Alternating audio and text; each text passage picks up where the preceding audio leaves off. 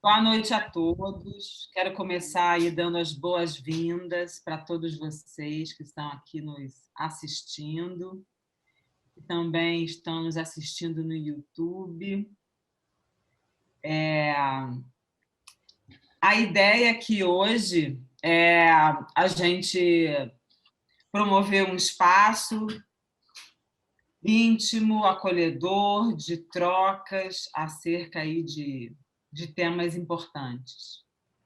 Eu queria apresentar, então, essa convidada super especial, que é a professora Marta Helvas.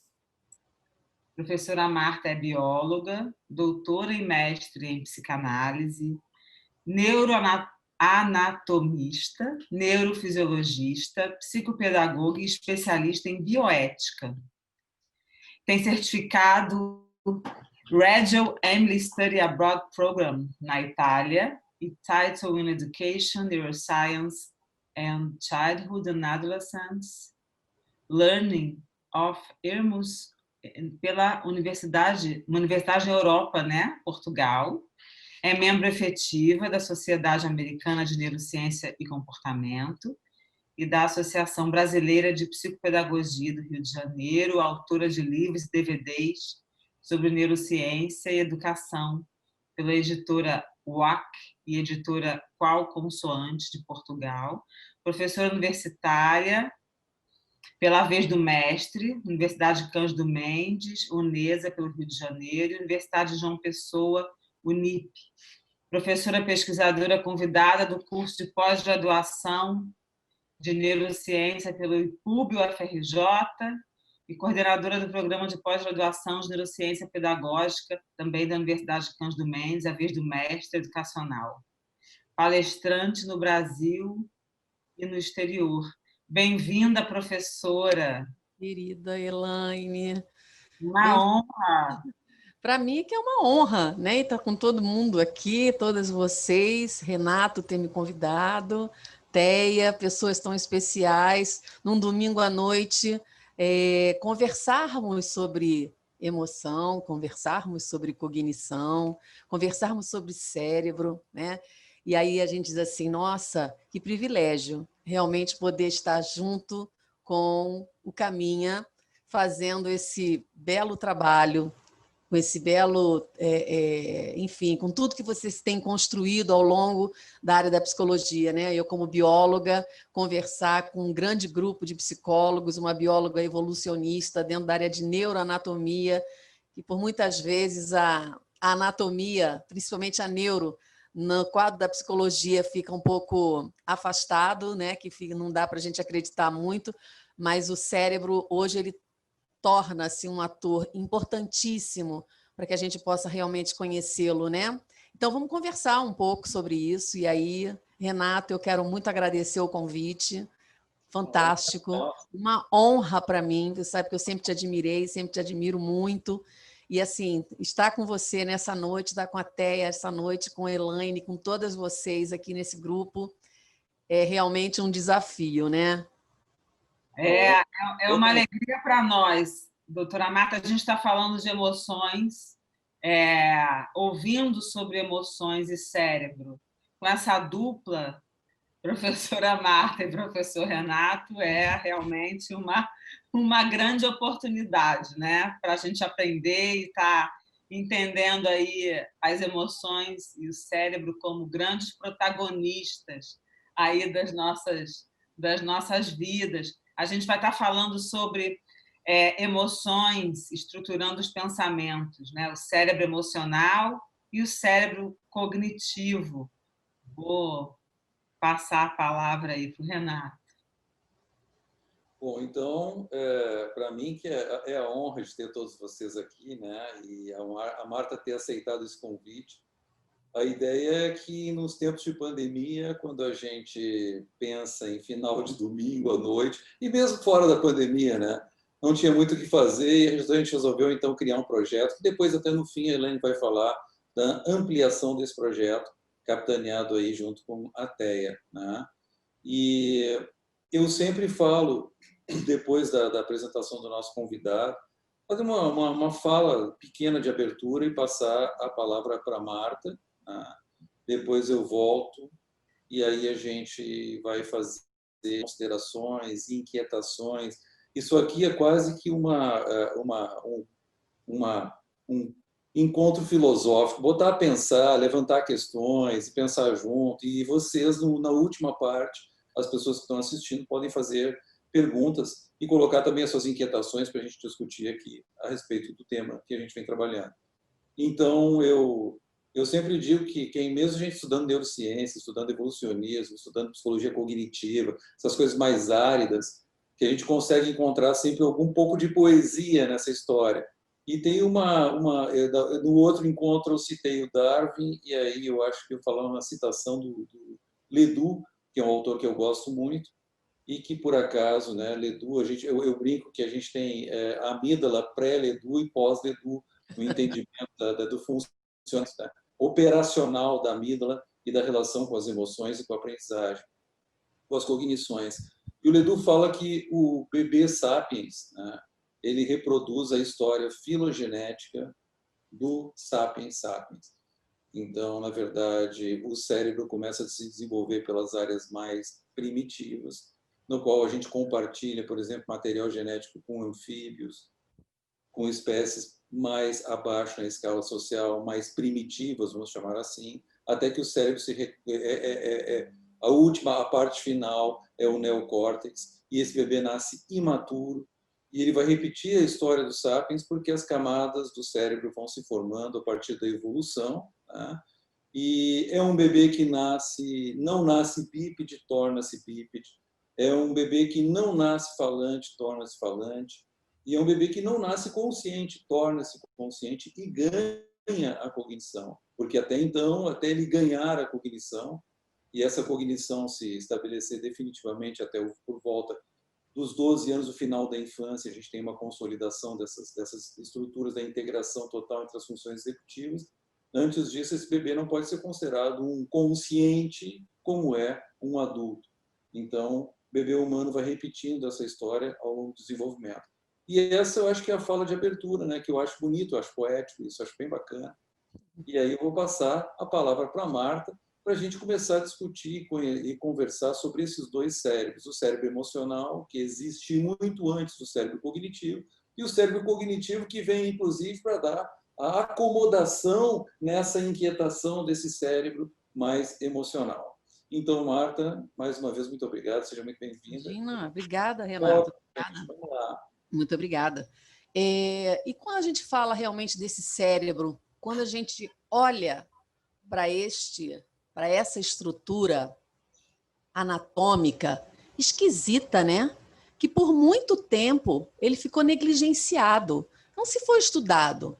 O que se pensava realmente sobre cérebro, e quem estudasse cérebro, se falava, nossa, extremamente racional quem estuda cérebro.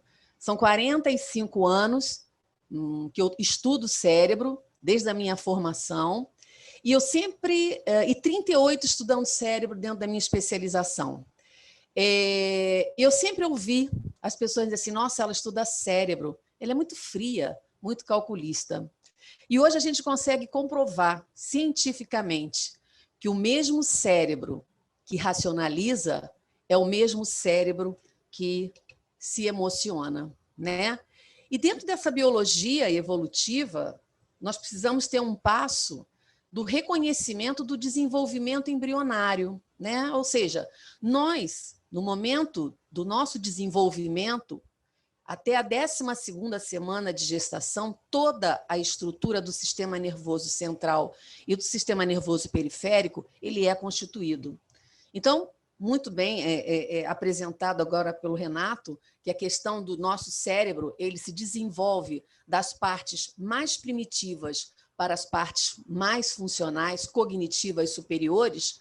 Isso acontece exatamente de uma forma até a 12ª semana da gestação, nesse desenvolvimento, na formação da neurogênese, né? Ou seja, na formação desses neurônios. Então, o que significa na espécie humana? Praticamente, nós já nascemos com uma quantidade de neurônios, de 86 bilhões de neurônios, dentro da estrutura encefálica. E aí, o que seria a estrutura encefálica, é tudo que está dentro da cabeça, né? Tudo que está sendo protegido pela caixa craniana. Então, nós temos o cérebro, especificamente, nós temos o cerebelo e nós temos a base do tronco encefálico, né? Ou seja, então, fazendo um estudo previamente dessa relação, desse desenvolvimento desse cérebro, tudo que vem da base mais primitiva, toda a estrutura, nós já nascemos com ela. E a parte superior, que é exatamente a relação desse neocórtex,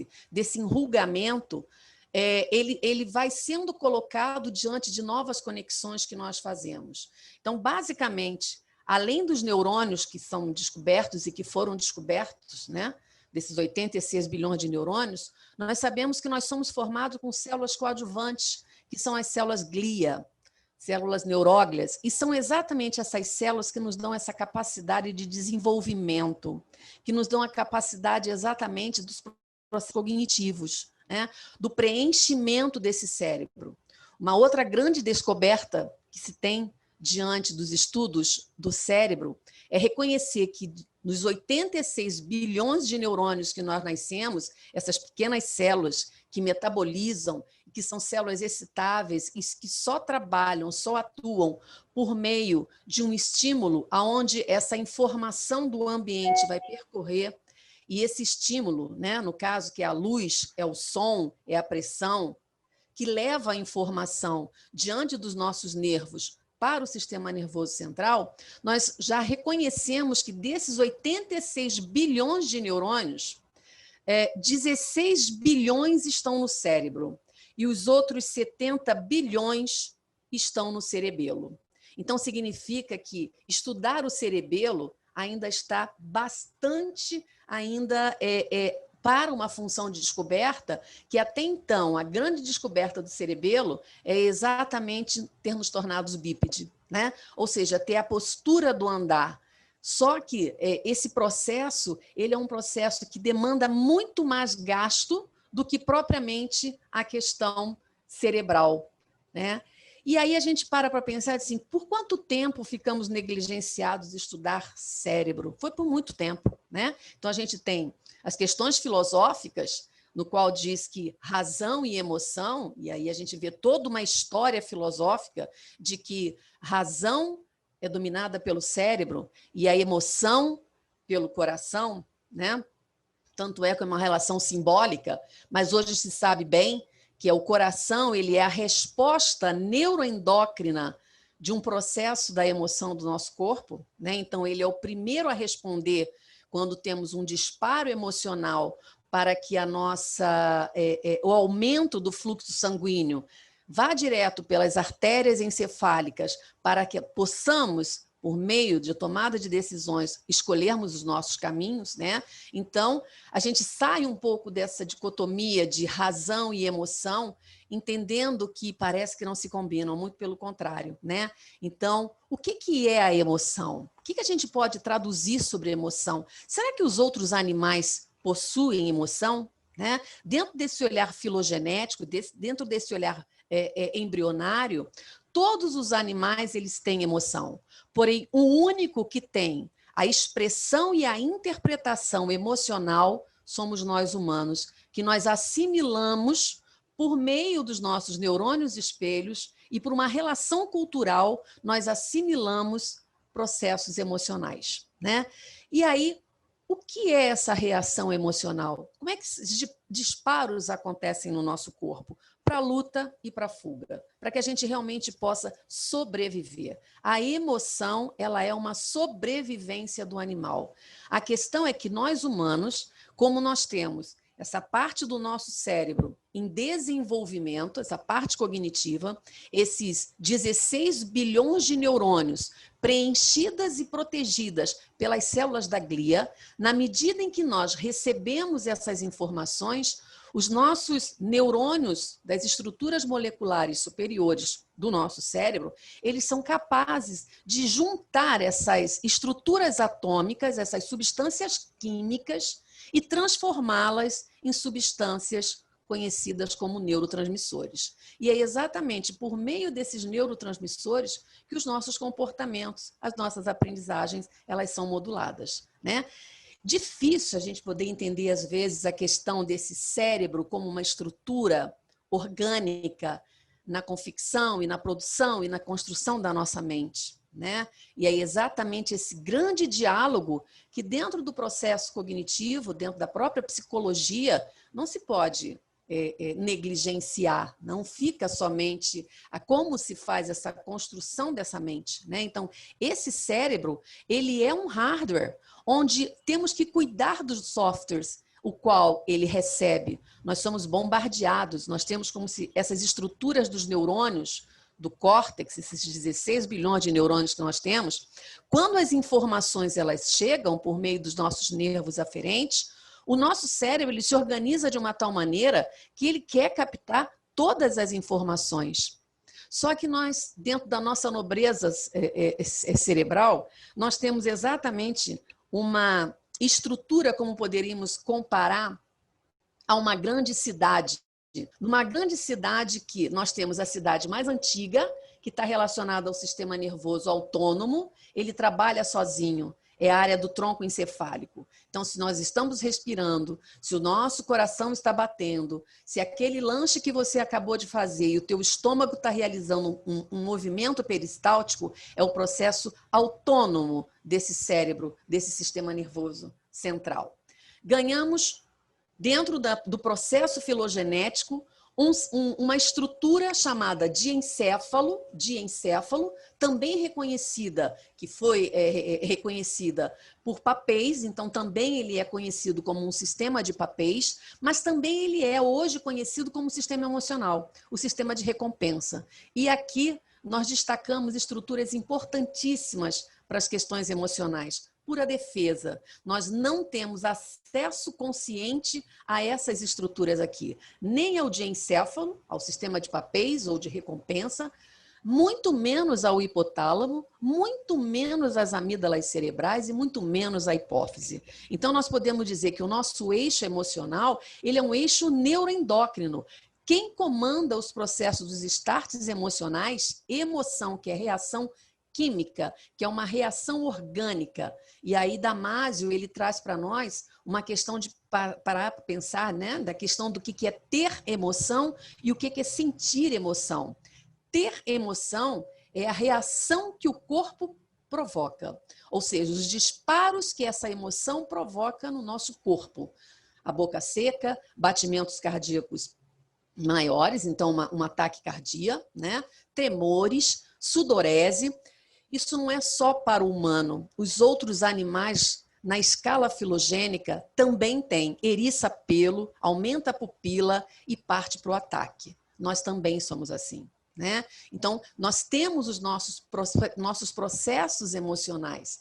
Só que, diante da nossa evolução, quando a gente ganha essa parte bem enrugada do córtex, com neurônios especializados nesse córtex, com células da glia que estão relacionando o preenchimento entre os neurônios, né? E que nós vamos nos construindo, a palavra é essa, nós vamos nos fazendo por meio desse córtex, efetivamente desse neocórtex, daí ganharmos, né, o Homo sapiens, e eu vou um pouco mais além, Renato, que eu acho que somos demens, né? Porque nós não somos só sapiens, nós somos demens, porque tem horas a gente não consegue lidar com as nossas demens, com as nossas emoções. Então, assim, como é que é fazer esse autocontrole, essa autorregulação, se basicamente todo o nosso cérebro na área subcortical é muito maior e o processo é muito inconsciente.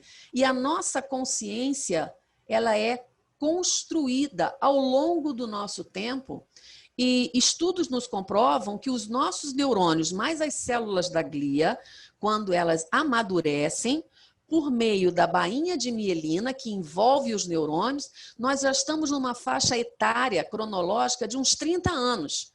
Então, quantos momentos demens nós temos até chegar aos 30 e tantos? Claro, a gente até com 40, 60, eu até com 60, do jeito que eu estou, eu também às vezes eu sou demens, né? Eu digo, nossa, como é que eu posso ter tido uma impulsividade, uma agressividade dessa, né? E deveria ter contado até 10.000, porque é exatamente o processo quando a gente tem o start das amígdalas cerebrais, junto com a hipófise, junto com o hipotálamo e o tálamo, que recebem as informações. Olha que incrível! Todos os nossos nervos aferentes, todas as fibras brancas axonais do nosso corpo, que passam pela medula, que passam pela pele, pelos olhos, pelo ouvido, o único que não passa é o olfato. Eles vão diretamente numa estrutura chamada tálamo, que está dentro do circuito do papéis. O tálamo, ele funciona como uma torre de comando do aeroporto. Tudo chega ao tálamo, tudo que você possa imaginar, bombardeamento de informações vai chegar ao tálamo. E o tálamo, ele tem fibras de projeções essas que levam para a área cortical, para essa área das funções superiores, né? E ele é levado por meio das sinapses. Sendo que quando chega nessa parte superior do nosso encéfalo, nesse enrugamento, né? O que acontece? O tálamo, quando ele envia essas informações para a parte superior, é essa parte superior que vai construir, organizar essas informações vindas do tálamo. Porque o tálamo, ele recebe a informação pelo ouvido, pelos olhos, pelo corpo, pela medula, ou seja, ele está ali. E ele tem uma responsabilidade, por meio dessas fibras brancas, levar a parte superior do córtex. Gente, o nosso neocórtex, visto a um microscópio, ele tem uma fina camada de 4 milímetros, 6 camadas importantíssimas. Camadas essas que estão diretamente ligadas à área subcortical e à parte cortical, né? Então, é aonde toda essa, entre aspas, colcha de retalhos de informações chegam à parte superior do nosso neocórtex. E aí é que é a grande questão, como o nosso cérebro organiza essas informações e promove, né, as nossas expressões dos nossos sentimentos. Esse que é o grande abismo, porque tudo que está relacionado ao encéfalo, praticamente a neuroanatomia, ela já descobriu. Todas as partes, a gente de repente, encontramos um precônios, aqui a gente encontra uma estrutura ou outra e a gente dá um nome. A questão é como o cérebro, nessa parte das estruturas funcionais, cognitivas, ele consegue, por meio dessas moléculas, né, fazer com que os neurônios possam construir os processos proteicos, porque a memória é uma construção proteica, né? Como é que a minha voz ela vai ficar registrada num grupo de neurônios no seu cérebro? Você pode não me ver, mas se você ouvir minha voz, a partir de hoje, você vai lembrar de mim. Por quê? Nós temos exatamente por meio desses 16 bilhões de neurônios no córtex, nós temos estruturas do cérebro, na verdade, dos neurônios nesse conjunto, chamados de conectomas. E cada um de nós temos vários conectomas diante das experiências que nós vivemos. E esses conectomas, eles são constituídos de proteínas, eles são constituídos de sais minerais, ou seja, na verdade, as informações que nós recebemos por meio dos estímulos que entram no nosso corpo são todos convertidos em ações físicas e químicas, né? O humano, ele tem exatamente essa grande construção do imaginário, da criatividade, né? que nós podemos exatamente transformar todas essas substâncias químicas em uma história de vida, né? Isso é que é incrível, isso é que é a nobreza do nosso cérebro. E aí, diante da emoção e diante da cognição, eu trouxe uma licença poética de Carlos Drummond de Andrade. E ele diz assim: a faxina da alma.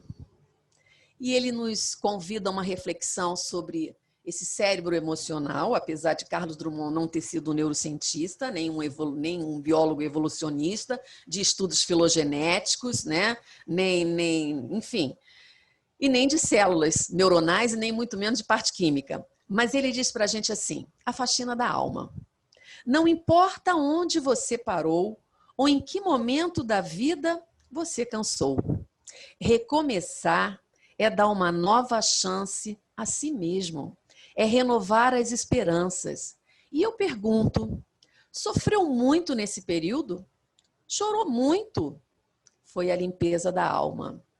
Ficou com raiva das pessoas? Foi para perdoá-las.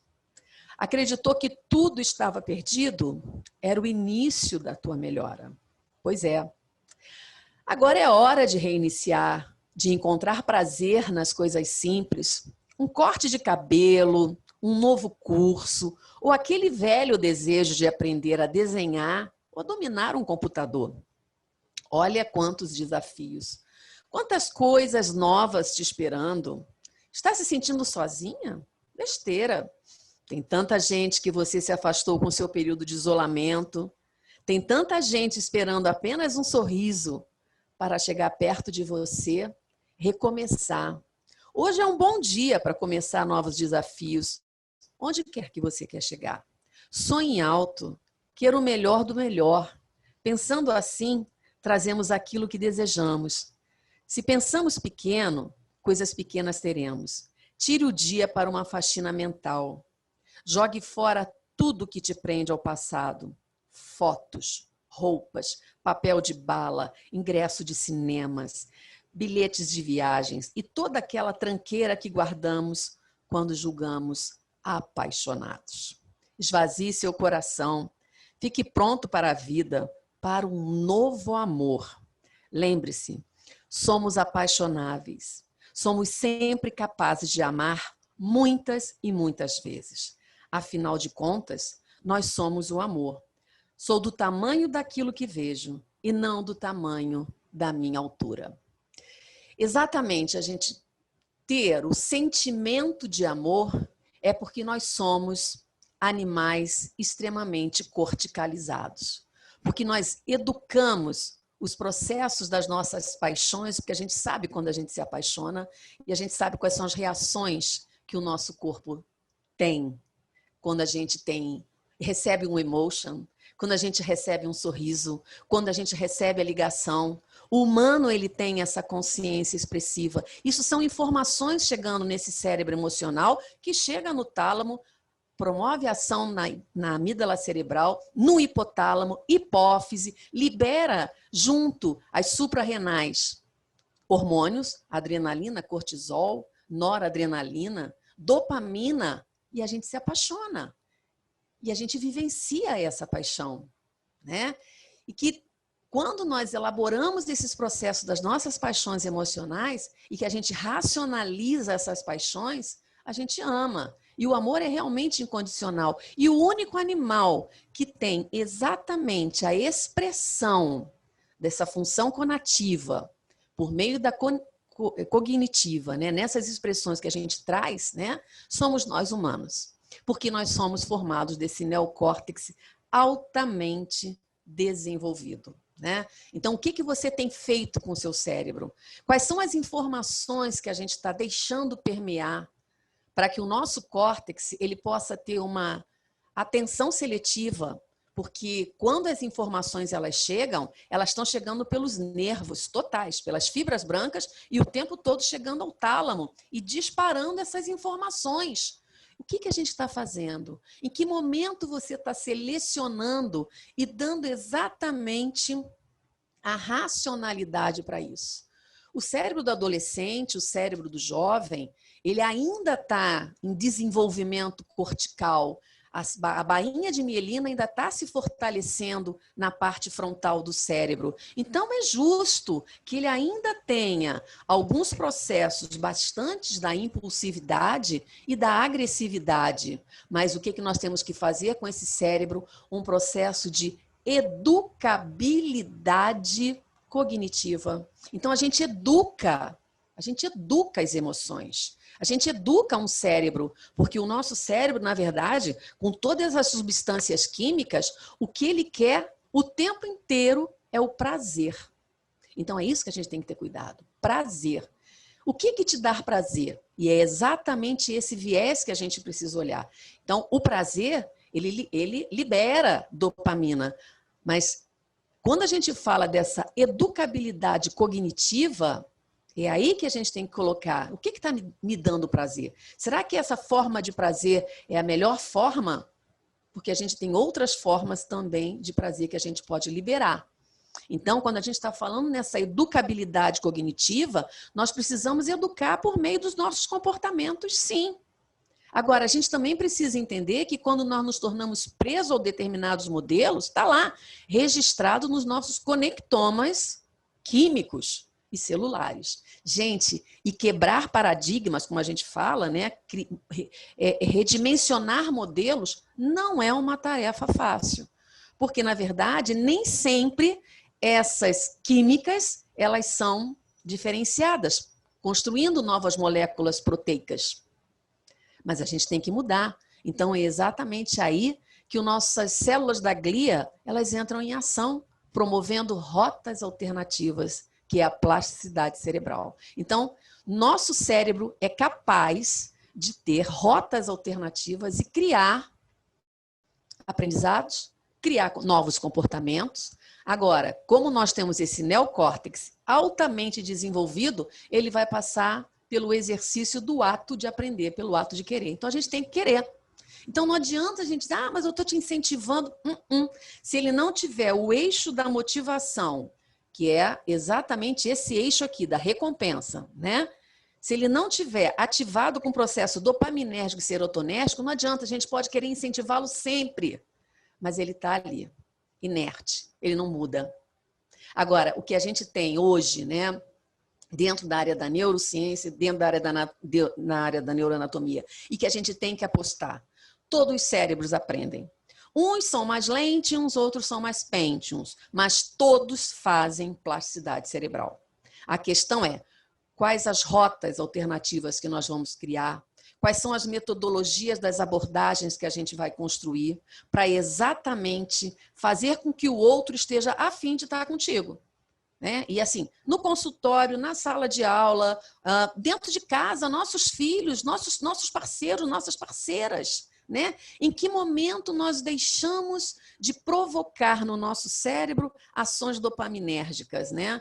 Eu digo que às vezes a gente está casado e a gente não se dá conta, enfim, na nossa vida, nos projetos, quando a gente está com um projeto inovador, a gente coloca toda a dopamina ali naquele projeto para tudo dar certo e depois ele entra numa estabilidade e a ação dopaminérgica no nosso cérebro, ela tem uma duração de 9 meses. Por isso que a gente tem que ter muito cuidado quando nós nos apaixonamos, tá? Porque a paixão, ela dura pouco. O amor, ele é para sempre. Porque o amor é da endorfina, é da serotonina, é do bem-estar. E aí, Renato...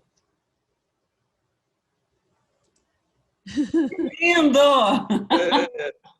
Acho que merece um aplauso de todo mundo, né? Maravilhoso. Vamos bater essa bola aí.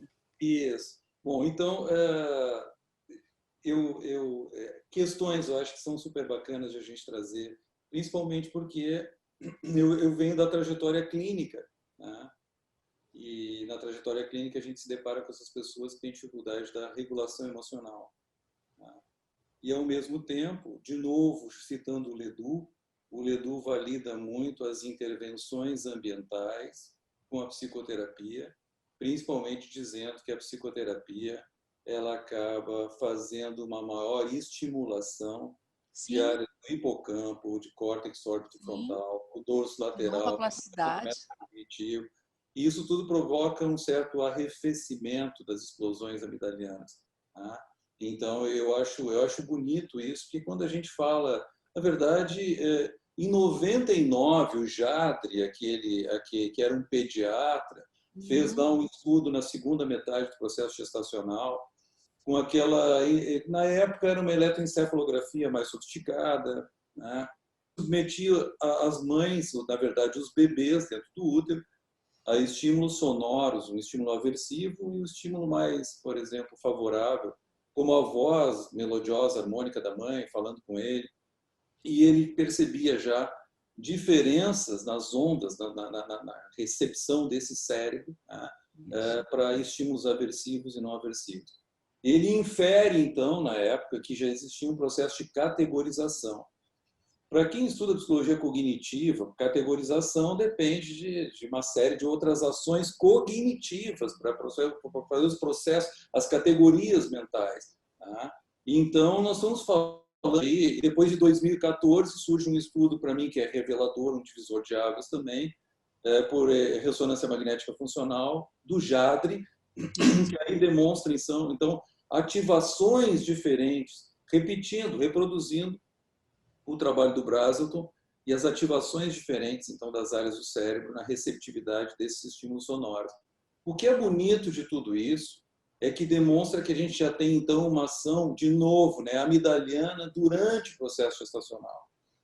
E já uma interação com o ambiente, com os estímulos que vêm do ambiente, fazendo as configurações através de disparos neuroquímicos, não conscientes, mas formação de algoritmos, que já vão ser algoritmos de interação com o meio ambiente. Então, a gente já começa a desenhar a nossa interação com o meio ambiente lá atrás. Tá? E depois, eu acho que tem o tit for tat lá da Inglaterra, que daquela interação do software. Como é que os filhotes nascem para interagir? Bom, na verdade, eles nascem mimetizando o meio ambiente. E a grande questão é que as nossas emoções começam a se formar, o cérebro amidaliano é o cérebro emocional. O próprio Damasio fala isso. Bom, eu reconheço a Marta, né, e é o cérebro cognitivo, mas quem vai dizer se eu gosto da Marta ou não é a amígdala. Então, tem hipocampo de um lado, a amígdala do outro, batendo bola, né? E buscando esse tipo de interação. Afinal de contas, né?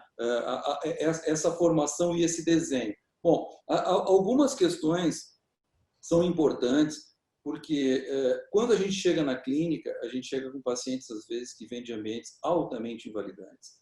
E esses ambientes invalidantes nos colocam diante de uma encruzilhada. A encruzilhada é até onde nós conseguimos reverter determinados processos de aprendizagem. Você falou na educabilidade, claro, nós trabalhamos com emoções e programas preventivos, eu acredito piamente nisso. Até fui chamado uma vez na Espanha para falar lá em Granada, numa conferência, convidado pelo Gualberto Guela Casal, e ele ainda, né, botou assim, deu banana para macaco, né, porque na verdade me convidou para falar de uma... Podemos educar a nossa biologia? Podemos educar a nossa biologia, podemos educar as nossas emoções, de fato. Mas existem algumas questões que são alguns entraves com relação a isso.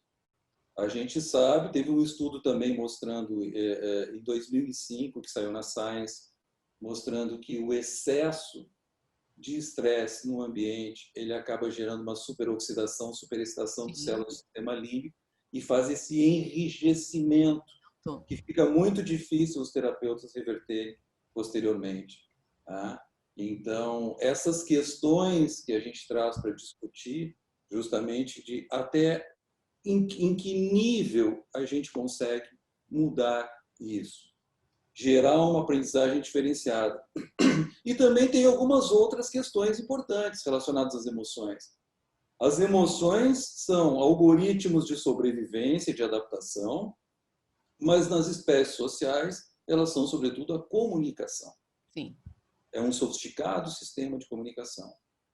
Se a gente pegar a teoria do processo civilizatório do Norbert Elias, eu acho que brilhantemente revisitado pelo Steve Pinker naquele livro, Os Anjos Bons da Nossa Natureza, né? porque a violência tem declinado, e aí nós vamos nos deparar com uma questão muito importante. Desde o século XVIII, surgimento do iluminismo, o desabrochar da ciência e das artes, sobretudo das artes, que tem uma influência fundamental para domar esses sapiens, que foi desenhado com o padrão savana africana de agrupamentos de 150 membros, e essa é a questão. Nós temos um ferramental para 150 membros, né? E daqui a pouco a gente tem grandes civilizações, muda a nossa estrutura hierárquica, inclusive, e aí a questão é o seguinte: as emoções sofrem pressões seletivas e se transmutam. O maior exemplo disso é que eu digo que a raiva ela era instrumental, agressiva. E hoje a gente não tem mais uma raiva instrumental. A gente tem uma raiva acomodada a um processo civilizatório. O medo era um medo de predadores, de um modo mais primevo, no padrão savana africana. Qual é o nosso medo hoje? Nosso maior medo hoje, a gente sofre uma ansiedade brutal de não responder e não corresponder às demandas sociais que a gente tem.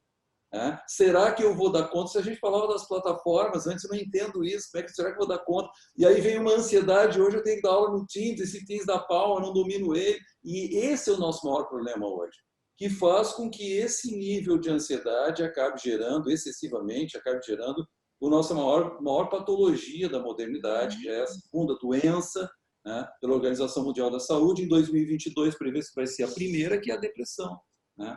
Que é justamente uma grande discrepância que existe entre as pressões seletivas e as pressões culturais. A cultura avança a passos largos, né? Como se fosse, eu digo que é uma Ferrari andando numa autobahn da Alemanha, e a gente tem aqui o nosso processo biológico, é uma tartaruga manca com reumatismo, que não responde a isso. Então, eu acho que são algumas das questões básicas que eu trago, principalmente essas questões relacionadas a somos seres emocionais, a nossa cognição entra, inclusive, para acomodar as emoções, mas até que nível a gente consegue mexer nisso, de fato, nessa educabilidade. E uma outra questão também, porque são questões que proliferam e nos fazem trazer operacionalmente instrumentos ou técnicas para a clínica. Recentemente, eu estava vendo também os trabalhos de Ledoux e outros neurocientistas mostrando que os protozoários não têm sistema nervoso, mas tem um processo relativamente sofisticado de aprendizagem. E aí, daqui a pouco, a gente tem dois sistemas que são simultâneos e independentes. A ativação do sistema comportamental e a ativação do sistema emocional. E daqui a pouco, a grande questão no ser humano é, de fato, esses sistemas são integrados e absolutamente conectados, no qual nenhum deles funciona de um modo independente. A terapia beckiana é basicamente isso, né? Depois da integração entre as funções executivas, não há cognição, comportamento, emoção, nem alteração fisiológica dissociados. Qualquer fenômeno acontece aqui. Mas o que se joga agora, será que seres humanos também têm algumas formas de ativação comportamental, de aprendizados primevos, desses algoritmos que vêm lá de trás, que são capazes de nos fazer reagir sem entrar na nossa emoção e, quiçá, a cognição, que deriva, obviamente, da emoção? Então, acho que são algumas questões a gente debater aqui, e eu queria passar de novo a bola para agora a gente começar um pouco o nosso debate sobre isso. O que você acha? Não, tá ótimo. Assim, deixa eu só complementar uma questão. Quando você fala do protozoário, ele é um ser unicelular, né? Ele é uma célula, bactérias. Na verdade, a gente já reconhece dentro dessa biologia que ele tem um sistema primitivo de ação da célula dele quando ele recebe um estímulo. Então, quando ele recebe um estímulo, a ameba ela tem ele emite os pseudópodos para poder fazer a retirada do ambiente com uma fagocitose, porque ela tem um estímulo. Mas é um instinto, vamos botar assim, não chega a ser um instinto, mas é uma questão de sobrevivência. Ela precisa fazer essa multiplicação rápida, o protozoário, a bactéria, precisa fazer essa multiplicação rápida, né? Agora, quando a gente já pula um pouco mais na parte evolutiva, quando Eric Kandel pega as aplísias, que são as medusas do mar, ali a gente já começa a ver bem a questão do potencial e da eletricidade galvânica da passagem do potencial elétrico. Então, nós de memória, uma memória primeva, claro. Sim. Agora, depois aí a gente passa para questões mais evoluídas, né? Ou seja, até chegar a essa espécie humana, quando a gente fala dessa biologia, a gente não pode descartar a genética. Então, tem uma genética. A genética ainda não deu para a gente fazer um recorte da molécula de DNA e colocar aquilo que a gente pretende. Ainda não se tem. Mas provavelmente vai se chegar, né? Olha, mas aí tem uma coisa interessante na questão da genética. A gente tem lá o fenótipo, o genótipo, mais meio ambiente. E o meio ambiente supõe que esse é 50% da variância gênica. Ok. Mas e quando, então, aí vem Brazelton, vem Jadre, dizem que a interação começa lá dentro. Na psicologia, a gente aprende que temperamento é a base herdada da personalidade. Mas, pô, se já está acontecendo na segunda metade... Hoje a gente identifica na segunda metade da gestação, daqui a pouco já está se identificando anterior a isso. Uma interação com o meio ambiente, a gente precisa fazer o cálculo, né? Recalcular o peso da herdabilidade, porque o processo é interacional muito antes do que se prevê. Muito antes. O quanto, então, qual é o coeficiente de herdabilidade ou qual é o coeficiente do temperamento? Porque também, nesse aspecto, a biologia não é uma sentença. E não é fator determinante, mas ela está ali, né? Então, assim, não dá para negligenciar e esquecer que existe um processo genético, né? Então, até que ponto esse ambiente ele vai fazer uma influência nesses fatores gênicos? Bom, já tem alguns estudos mostrando que psicoterapia reduz a frequência gênica. Sim, porque libera determinadas substâncias químicas que impedem, inibem determinados locos gênicos, né? Sem dúvida, eu vejo que todo humano ele precisa ter um processo terapêutico. Ele precisa conhecer, ele precisa passar pelo autoconhecimento para ele poder entender as suas emoções, para ele poder expressar as suas emoções, transformar isso em linguagens. Não apenas linguagem verbal, mas as suas linguagens. Agora você falou uma coisa linda e maravilhosa, que eu digo nos meus cursos, eu sempre falo assim, às vezes eu falo algumas coisas, às vezes eu falo um monte de bobagem, mas às vezes eu falo umas coisas bonitinhas. E eu digo que uma das coisas bonitinhas que eu falei num curso desses dias aí, é que nós temos então, quando a gente fala da expressão amigdaliana, nós estamos falando do pré-verbal, né? De algo do inconsciente, pré-verbal. Não existia ainda. Claro que existe uma comunicação sofisticada, já existe uma semântica nisso, mas não existe a verbalização, que depende do léxico, do sintático, e aí do semântico, a partir do léxico sintático, para essa expressão. E nós pegamos pacientes que vêm de histórias de vida muito complicadas, que já têm esses algoritmos mais responsivos, mais hipersensíveis pela interação com o ambiente. E eu digo que no momento que eles começam a falar das suas experiências de vida, e aí entra o que eu digo que é bonitinho, que eu falei que eu gostei, né? E que tem um quê de poético. Nós ajudamos esses pacientes a escreverem as suas histórias, a escrever o livro. E no momento que eles escrevem, eles produzem uma semântica, a semântica produz a acomodação das emoções. E isso, inclusive, reduz a expressão de explosões amigdalianas, que são abastecidas por ondas de catecolamina, que fazem aquela excitação que faz com que a raiva se alimente da raiva. E o que a gente sabe, de fato, é que em ambientes invalidantes, existem algumas pesquisas mostrando isso, o ambiente invalidante ele acaba fazendo com que um bebê predomine, deixe mais ativas quando há a falha na conexão da empatia, na maternagem, um apego seguro, 3 emoções básicas prevalentes, que é o medo, a tristeza e a raiva. Nós pensarmos o medo ele afasta do social. Se nós pensarmos na tristeza, a tristeza ela é erosiva. Então, o cérebro, a neurotoxicidade já faria com que o cérebro se prejudicasse. Qual é a emoção que sobra? A raiva. Porque a raiva é externalizante, a raiva mantém o organismo de pé. E aí é aquela história que a gente diz que o Damasio resgata lá do Spinoza, o conatus, né? O conatus é o quê? Sobretudo, os organismos mantêm a sua estrutura arquitetônica, a sua arquitetura, né? Mas, ao mesmo tempo, é a vida acima de tudo, sobreviver a qualquer custo, né? Então, essas crianças, esses ambientes invalidantes, fazem com que a raiva predomine na interação com o ambiente. Então, raiva se alimentando de raiva e uma hipersensibilidade amigdaliana.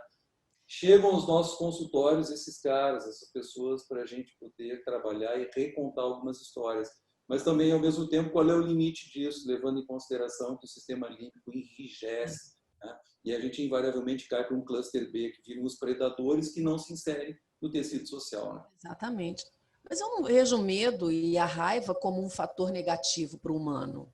Não, Né? claro que não. Claro que não. Mas se você só interage, se você tem maior expressão da emoção raiva, Se a raiva domina você... Porque, na verdade, a gente Exatamente, considera a intensidade de tudo como acontece, né? Aí é que a gente precisa ficar que no alerta. nosso conceito, regulação emocional que significa você sentir todas as emoções na expressão máxima e mínima, mas elas voltarem ao bem-estar. Agora, quando a gente tem a prevalência de uma emoção que passa a se tornar o seu self, a sua identidade, esse é o problema patológico. Esse que é o problema patológico, exatamente. E quando se vende algoritmos lá muito validantes, a tendência é a raiva prevalecer. E essas pessoas interagem com o mundo como se estivessem se vingando do mundo o tempo inteiro, buscando uma vingança, sem fazer a inserção no tecido social. Então, nosso limite. Fala aí, Elaine. Isso acontece porque um ambiente invalidante é um ambiente que negligencia ou invalida qualquer expressão emocional. Exatamente. Não importa se é tristeza, raiva, medo, nojo, né? Só que, de modo geral, a tristeza e o medo estimula mais o cuidado. Então, a gente tem mais facilidade de acolher a emoção do medo, da tristeza, do que da raiva, né? Então, aquele indivíduo, às vezes, com raiva, que demonstra muita raiva, ele é mais negligenciado ainda nas suas expressões emocionais, porque a raiva não é tão bem aceita e socialmente, né? Acolhida, exatamente, né? Principalmente quando vem da menina, né? Princesa, meninas não sentem raiva.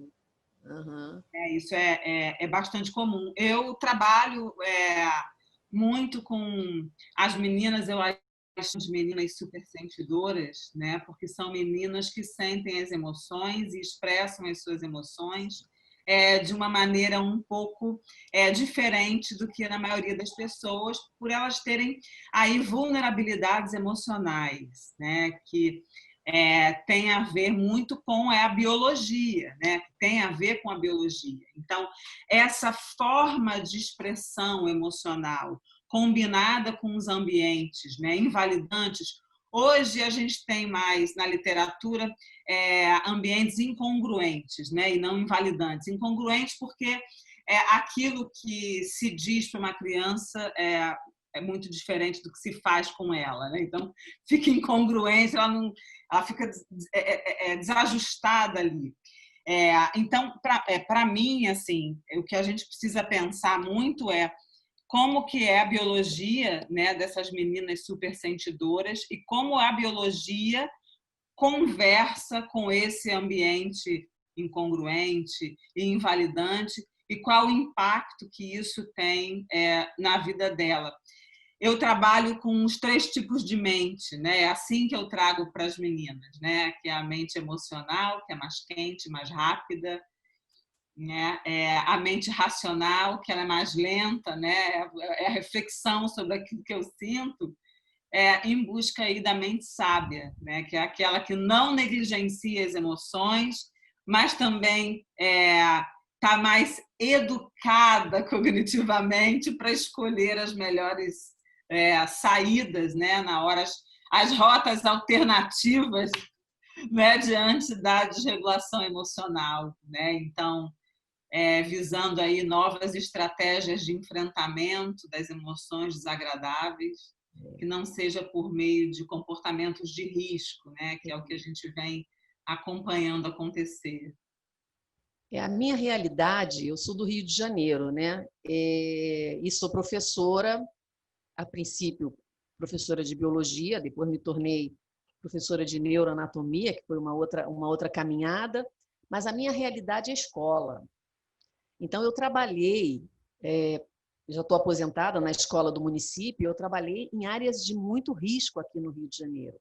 Foram 30 anos trabalhando com essa complexidade da violência e como é pescar, garimpar aquelas crianças e aqueles jovens dos meios da vulnerabilidade, né? Como reconstruir essa mente para que ela possa sair desse processo das emoções e que tudo está na violência, tornar essa mente saudável. Claro que nem todos eu consegui, né, Elaine? Mas algumas estão aí, né? Uma delas ganhou as Olimpíadas de Neurociência em 2018. Ela era minha aluna do Complexo do Alemão, na escola pública, e ela gostava, ela achava bonito eu ser pesquisadora, e o outro professor era assim, mas eu quero fazer um negócio desse. E ela não tinha condições. E ela descia o Complexo do Alemão, que fica aqui que fica em Ramos, Bom Sucesso, ela ia para o UFRJ e ela pegava os livros de neuro, estudando biologia cerebral, menina de 16 anos. E aí ela faz a primeira Olimpíada de Neurociência na UFRJ, ela passa, e ela depois foi para a Dinamarca para levar isso a medalha para o nosso país. Ela não tinha dinheiro, não tinha dinheiro, nós fizemos uma vaquinha para lá e para isso. Isso não foi mostrado na televisão, né? Mas ela veio com quinto lugar. Ela veio em quinto lugar com as Olimpíadas de Neurociência. Assim, como é que é transformar essa mente ao longo dessa vida, né? Olha, O que faz? O que promove essa relação de motivação? Eu vejo que são as representações. Quem você traz como representação para a sua vida, não? Quem você... o que eu venho fazendo, né? E a gente vem em psicoterapia vendo isso. Renato é um terapeuta cognitivo que faz isso com uma maestria incrível também, que é a validação e a aceitação. A aceitação não é achar bom nem concordar, né? Mas a aceitação daquelas situações de vida, né? Numa comunicação de que, para a gente mesmo, né? De que os nossos comportamentos estão justificados aí em eventos e aprendizagens no nosso processo de desenvolvimento. E que, a partir dessa tomada de consciência, a gente pode, com uma compaixão, validando a nossa história, né, a gente possa ter uma escolha diferente, né, na forma de lidar com isso. E a validação, eu vejo, e as estratégias de aceitação, eu vejo como o açúcar no remédio amargo, né? Então, você tem que tomar um remédio, ele está amargo, ele é ruim. Então, a psicoterapia vem com um açuquinha ali naquela água, né, com aquele remédio amargo, para que a gente possa enfrentar aí as dificuldades, as adversidades. Eu vejo a validação, a aceitação, a compaixão como um bom caminho para isso. A Elaine falou uma palavra-chave para mim da questão da compaixão. A compaixão deriva, obviamente, da empatia, né? Então, a empatia é uma função básica, que já é colaboração, cooperação, compaixão, altruísmo, tudo derivado desse princípio básico. E educar não deixa de ser, né, Marta, um ato de amor, e é um ato de amor de fato, porque na verdade as pessoas, educar envolve a identificação com o outro, a conexão com o outro. No momento que a gente ativa a emoção do outro, a gente se conecta empaticamente com o outro. E no momento que a gente valida, a validação sobretudo, né, que não é a concordância, falando a diferença disso, a validação sobretudo, é quase que uma ponte que você estende para o outro, convidando a eu entro no seu mundo, você entra no meu. E aí é que entra o processo de transformação. Validação e empatia, né, Renato? Validação empatia e comunicação, né? Exatamente. E essa ponte é a empatia, né? Exatamente. Essa é a questão. Aí você entra no mundo do outro. Aí, de fato, você convida o outro à transformação. E, de novo, conhecer as suas emoções. Eu sempre digo para os psicólogos que eles deveriam fazer uma estátua para o Ledu, porque o Ledu diz exatamente isso. Ele valida a psicoterapia quando ele diz que quanto mais autoconsciência emocional, quanto mais se fala das emoções, quanto mais trabalha as emoções, quanto mais produz narrativas disso, estimulando as áreas de órbito frontais, dorso lateral, hipocampo, mais é o controle dessas expressões amigdalianas de impulso puro, de algoritmos adaptativos puros. E a gente sabe que, em alguns casos, são processos lentos, porque a amígdala é muito conservadora, né? Extremamente conservadora, com uma grande dificuldade de se atualizar. E o pior, ela tem uma conexão de memória que a função dela é nobre, é nos proteger. Exatamente. Mas ela é depois que esses conectomas neurais, proteicos, se formam dentro das amígdalas cerebrais, eu digo, não tem escova nenhuma que vem ali, ou não tem recorte nenhum daquele RNA mensageiro que foi construído para mudar Ou a gente... Não tem como. A amígdala, ela guarda mesmo. Proteicamente, ela... Eu chamo ela de paranoide, porque é o seguinte, ela não precisa ter um fato. Qualquer coisa que pode ser suspeita, quem sabe, talvez, ela responde como Próximo. Ela responde exatamente. que é o processo associativo da memória, né? Exatamente. Como ser. Então... E aí, assim, clinicamente, o que a gente vê é que o paciente ele fica hipersensível e hipervigilante à invalidação das suas emoções. Então, às vezes, uma expressão emocional neutra, séria, né? Ela representa uma expressão emocional hostil, ou de desprezo, ou de falta de cuidado. Né? Então, são pacientes, né, que vivem em ambientes muito invalidantes e que, então, eles ficam sensíveis a essas expressões emocionais ou reações do outro que podem simplesmente, quem sabe, talvez, significar uma invalidação e desregulam nas suas emoções. Não, exatamente. Isso aí. A tomada de consciência é fundamental nisso, justamente por essa questão.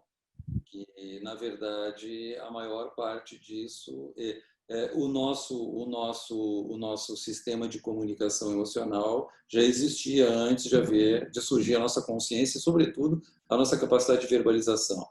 Então, existem microexpressões faciais, eu acho que entra o trabalho do Stern, o trabalho do Paul Ekman, né, com aquele software que ele faz da microexpressão facial, aquilo que a consciência não percebe, mas que é subcortical e decodificado com informação, que se tem uma reação que a consciência sequer percebeu.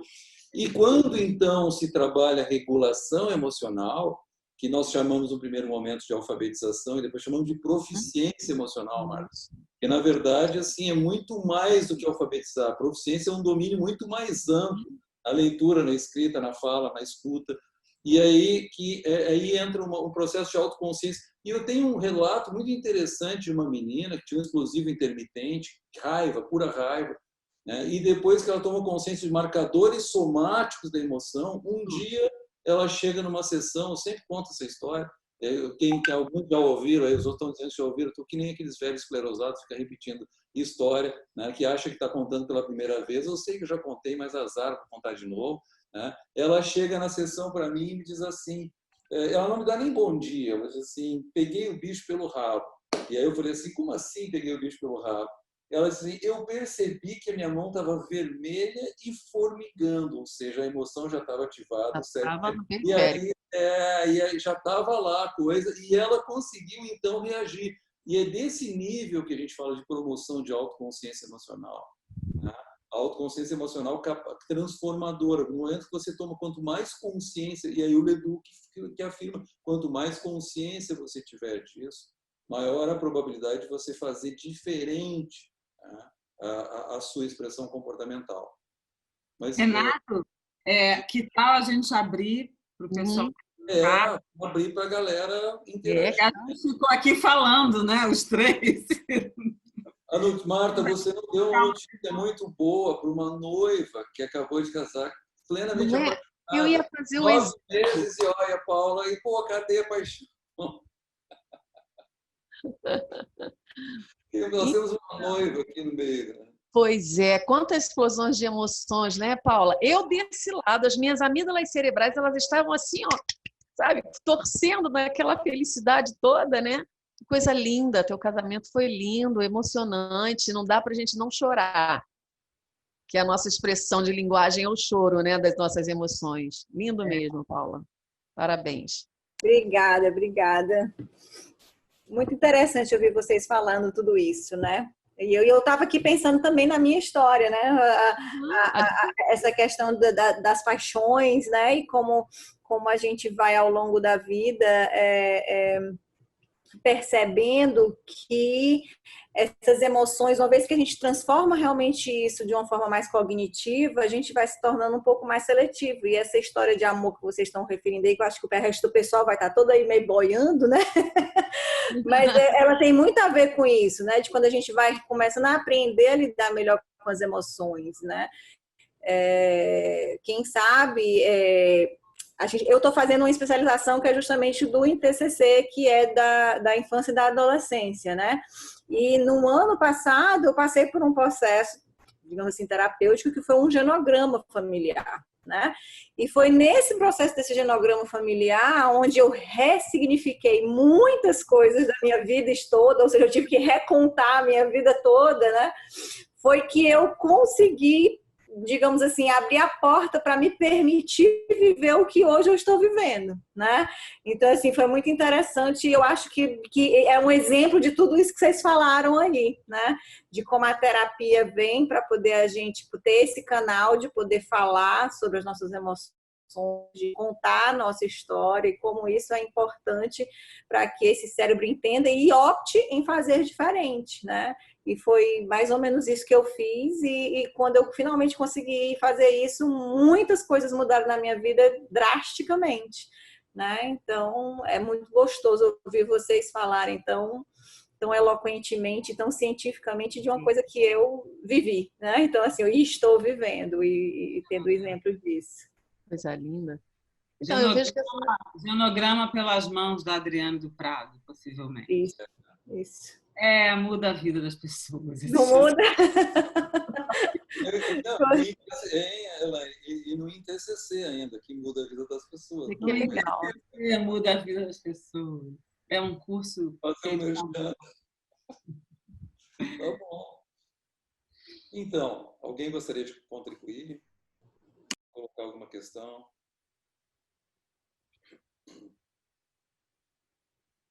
Mais alguém para conversar conosco, para dialogar conosco?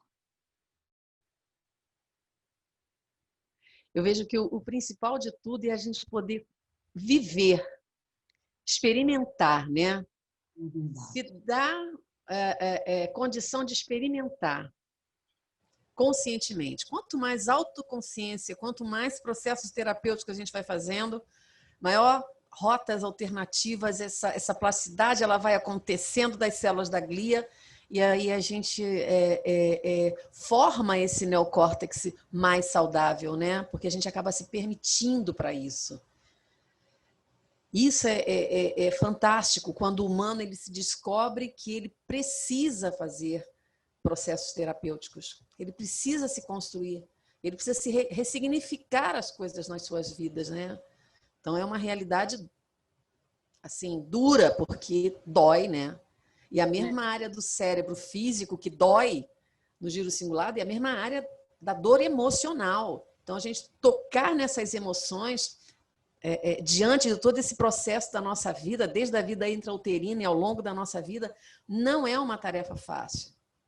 A gente passa a conviver com ele, né? A gente não vai resolver problema, que eu digo, não tem nada que corte essas informações que já estão dentro desses conectomas, desses neurônios, já estão formados. Agora, tá lá, fortaleceram tantas essas questões químicas que não dá para a gente mudar. Tá lá, profou-se, né, questões neurotóxicas mesmo. Aí só mesmo com processo terapêutico, autoconhecimento, não tem como mudar. Fale, Elaine, desculpa, eu estava falando.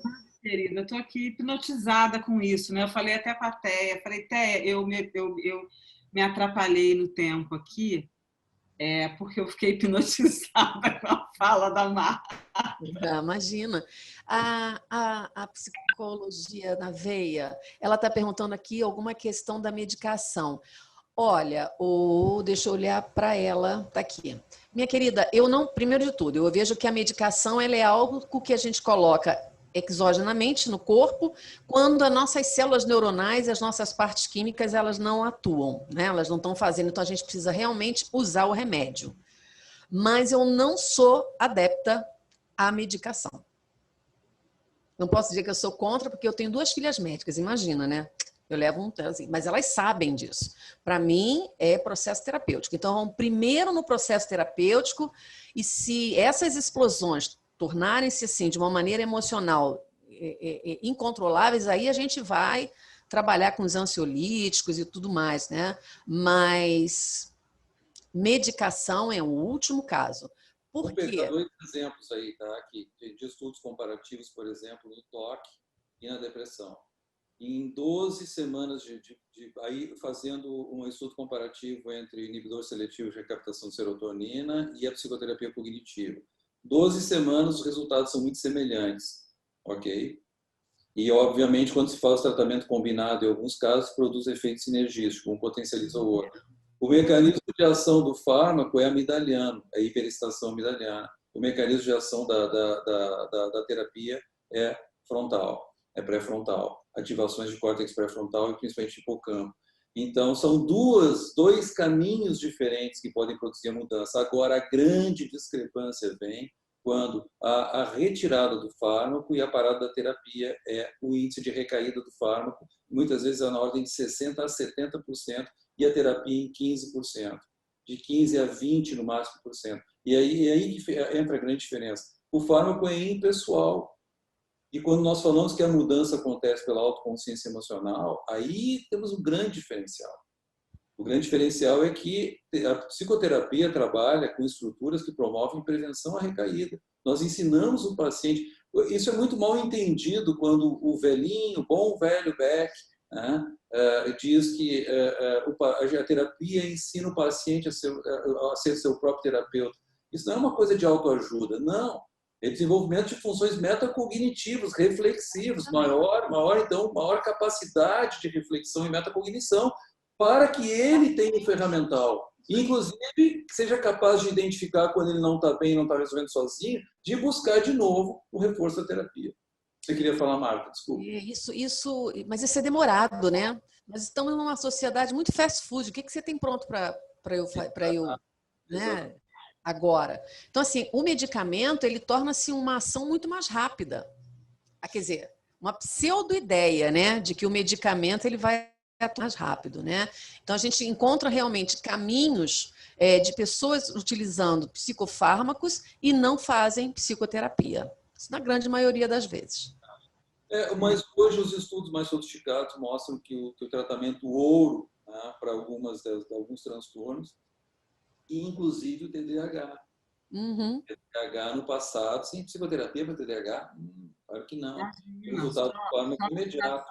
Só que o que começou a acontecer é que os resultados da psicoterapia são longitudinais, eles não são exatamente no momento como que eu testou lá o metilfenidato, que aquilo produz um efeito imediato.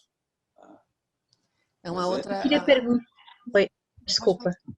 Não, sobre a meditação. Da meditação, que você ia falar. Tá, ótimo, perfeito. É um dos caminhos, né? É um dos caminhos está sendo a meditação, porque à medida que ocorre a meditação, aumenta a oxigenação, aumenta a concentração na respiração, é isso, a gente tem um processo de maior foco, de maior seleção na nossa atenção. Então, é um caminho. A Unifesp, com a doutora Kosaka, ela está fazendo um trabalho excelente em neurofisiologia da meditação e está tendo excelentes resultados com as crianças. Agora, com a pandemia, não, parou, né? Com as crianças em escolas de escolarização inicial. Então, uma das coisas importantes mesmo, porque o que a meditação ela faz? Ela diminui a tensão entre as conexões neurais, entre as células da glia. Porque quando a gente está o tempo todo ligado a uma atenção sustentada, é muita produção química e que essas conexões neuronais elas ficam enrijecidas. Então, a meditação ela faz exatamente a ação contrária, mas é um exercício. Então, precisa realmente aprender a fazer esse exercício, não é qualquer forma de meditação. Tem que ter mestres realmente que conheçam para fazer isso. Então, a minha preocupação, a questão do olhar da meditação, inclusive na escola, não é qualquer professor, não é qualquer profissional que possa trabalhar com a meditação. Realmente tem que ser um especialista dentro dessa área para poder trabalhar com essas mentes dessas crianças, né? Porque é o que eu digo, o professor, ele é um fazedor de mentes humanas, então ele tem que ter cuidado com tudo que ele faz, com tudo que ele fala, porque não somos mente Bob Esponja, não, mas a mente é absorvente, como diz Montessori, né? Então temos todo cuidado. Agora, a meditação é um dos caminhos, sim, que está se pensando exatamente sobre a questão da melhoria da qualidade do aprendizado escolar. Mas para chamar atenção para quem faz clínica, né? A meditação, para quem já está em estado clínico, ela é coadjuvante. Isso. ao tratamento. Ela não é o tratamento de primeira escolha. Então, é que assim, como tudo, né? Como tudo, e na psicoterapia a gente também tem os modismos, né? As coisas começaram assim. Mindfulness é fantástico, né? De atenção plena, mas uma das pessoas que mais gabaritadas para falar nisso, nosso colega Tiago Tatum, ele diz que isso há restrições, há contraindicações. Mas as pessoas daqui a pouco pegam a ideia de mindfulness, é mindfulness da unha encravada até a dor de cabeça. Não, calma, não é assim. E também não é um modelo epistemológico que gere, por exemplo, uma epistemologia de tratamento em psicoterapia. Não, ainda é uma técnica eficiente, coadjuvante, mas não é para todo mundo também. Exatamente. Então, muito cuidado nessa hora. Agora, estudos de neuroimagem, a meditação produz neurogênios, ok, bacana, mas não é só isso também. E, de modo preventivo, ajuda, sim, a reduzir, principalmente ambientes escolares, não clínicos, população universal, ajuda, de fato, a reduzir estresse, maior reflexão, maior controle de impulso. Mas clínico, quando o caso é clínico, não é uma técnica de primeira escolha, é coadjuvante. Tá? E precisa ser feita com cuidado, né, Renato? Porque E treinamento. uma pessoa em sofrimento muito intenso, quando colocada em uma situação de contato ainda ainda mais próximo, né, com o seu estado emocional, difícil, né, sem as habilidades necessárias para lidar com isso, ela pode até prejudicar. Exatamente. Porque eu entro em contato, muito em contato, eu mergulho, tá, num estado emocional desagradável e que eu pouco tenho habilidade para lidar com ele. Então, Sim. deixa de ser um remédio e passa a ser tóxico. Num caso de estresse pós-traumático, fora de um protocolo, pode ativar um disparo pós-traumático. No caso, uma estrutura borderline de personalidade pode ativar a sensação de estresse. Pacientes borderlines, quando em mindfulness, né, com uma emocionalidade negativa ativada, né, muito intensa, eles fazem crise de desregulação, podem fazer crise de desregulação emocional. Então, precisa levar a automutilação e suicídio, é claro. Então, Elaine, quem sabe a gente faz esse fechamento, a gente pode, esse tipo de conversa que a gente entraria até, ainda mais tomando vinho, que acabou o vinho. Agora Olha só, o seu acabou, né? Eu nem peguei, tá vendo? Eu fiquei na água. Pois então. Tá todo mundo escondido. Eu fiquei até constrangido que eu era o único que estava tomando vinho no encontro. Mentira. Mas a gente podia ter combinado, né? Pois da próxima vez eu trago a minha taça. Faz bem. Aliás, os diálogos nós fazem bem. Uma vinícola daqui a pouco, né? Então vai ter lá.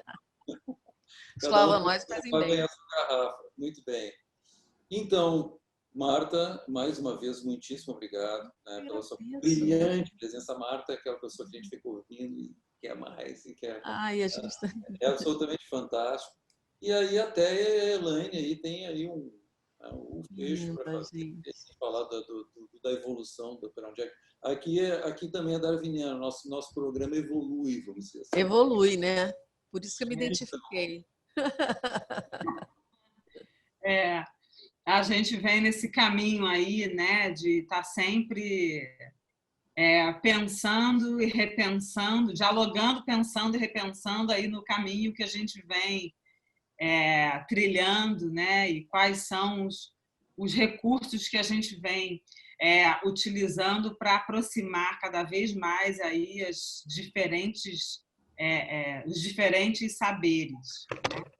Então, em uma conversa aí, isso é uma notícia nova nossa, né, aí para o grupo, eu vou aproveitar o poema da Marta, né? Ela trouxe um poema e esse poema assim, me emocionou muito porque ela meio que sem saber ela deixou uma bola quicando para a gente chutar para o gol, falando justamente da ampliação desse nosso projeto, que vai se transformar a partir de hoje no Diálogos Ciência e Arte.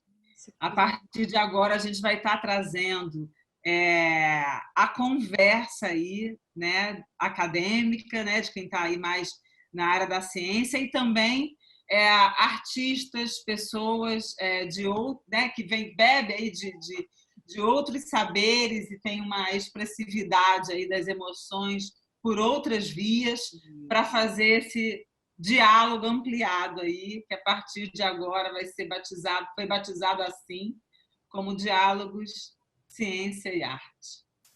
Coisa linda, gente. Então, aguardem, né? E a gente vai anunciar quem será o próximo convidado. Eu vou anunciar.